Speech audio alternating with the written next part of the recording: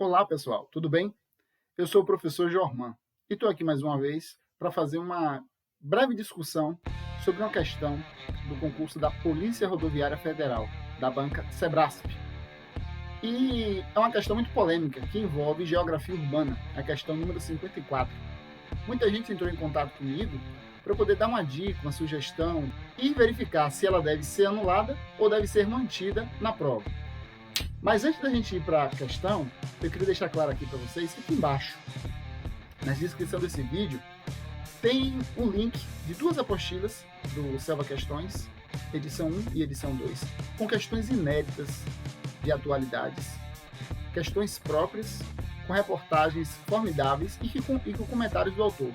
Então, desfrute também desse conteúdo e fique por dentro de tudo que acontece no Brasil e no mundo. Você transformar informação em conhecimento. Também vou deixar o link aqui de um quiz gratuitamente para você responder essas questões e ficar cada vez mais preparado para os próximos concursos, ok?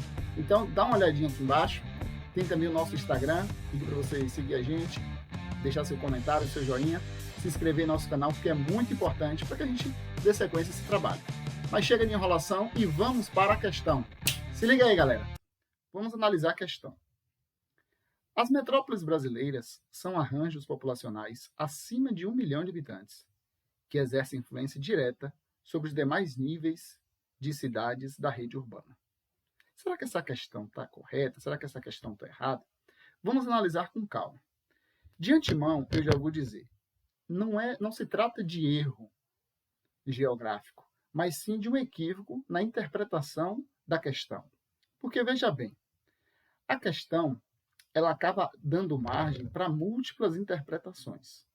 De fato, quando a gente se refere à metrópole, a gente está falando de hierarquia urbana, níveis de influência que uma cidade ou um conjunto de cidades exerce dentro da sua rede urbana. No caso das metrópoles, elas estão no topo desse nível hierárquico, se a gente considerar a rede urbana dentro de um país. As metrópoles têm o nível mais alto de hierarquia.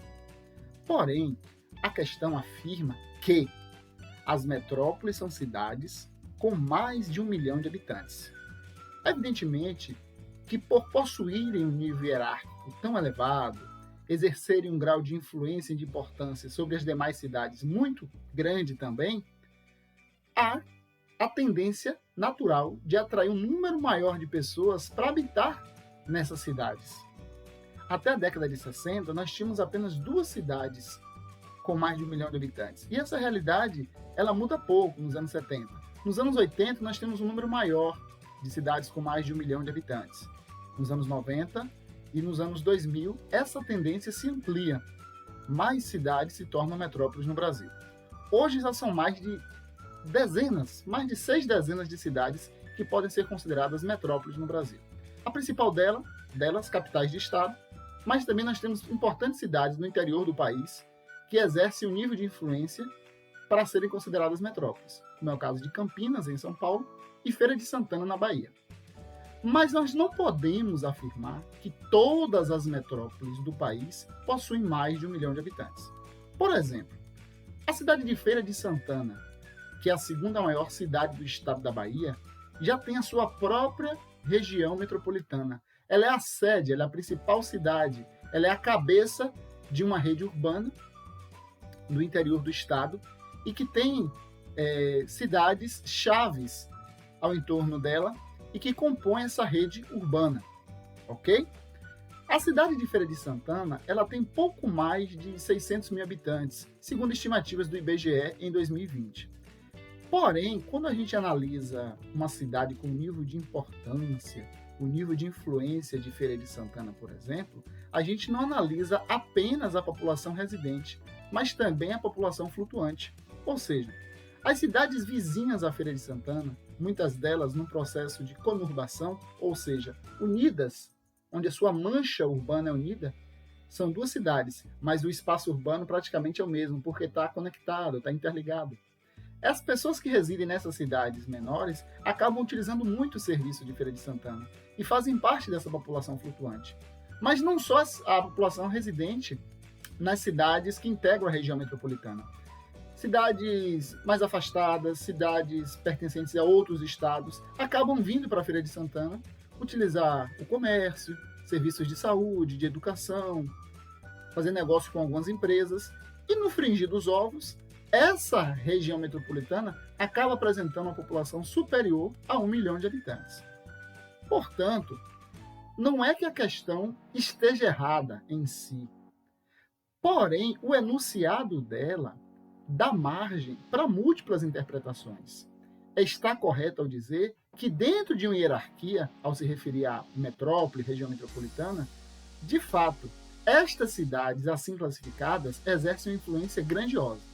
Por outro lado, ao afirmar que as cidades consideradas como metrópoles possuem mais de 1 milhão de habitantes, não dando margem para as exceções, abre espaço para que essa questão seja questionada, a sua validade tem que ser revista, porque abre espaço para múltiplas interpretações.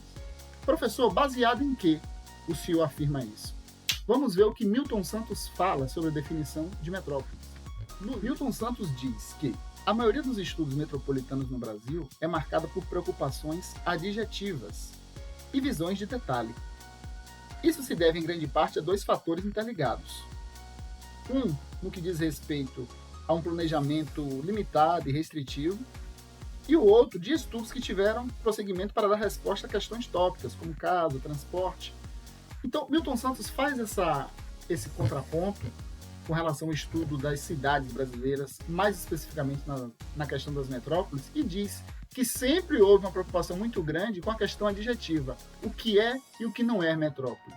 Só que hoje, século XXI, com muito mais estudos sobre a rede urbana, sobre o processo de urbanização no Brasil e no mundo, e, em consequência, sobre a questão da metropolização, não é mais o tamanho da cidade ou seu adensamento populacional que define se ela é ou não metrópole, mas é o seu grau de influência, o quanto ela consegue se relacionar com espaços para além do seu limite territorial, para além da sua rede urbana.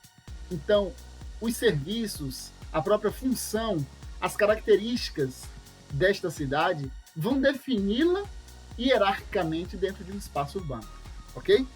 Pessoal, espero ter podido ajudar vocês aí nessa análise dessa questão que é tão polêmica, e a avaliação que eu faço, especificamente da questão número 54, é que ela deve ser anulada, pois ela permite múltiplas interpretações, ok? Então fica aqui mais uma dica do professor Jorman e o pedido: se inscreve no nosso canal, salva questões, ativa o sininho das notificações e não esquece, verifica aqui embaixo, na descrição desse vídeo, que tem um material muito importante para vocês. Valeu, galera, forte abraço, tamo juntos, até a próxima.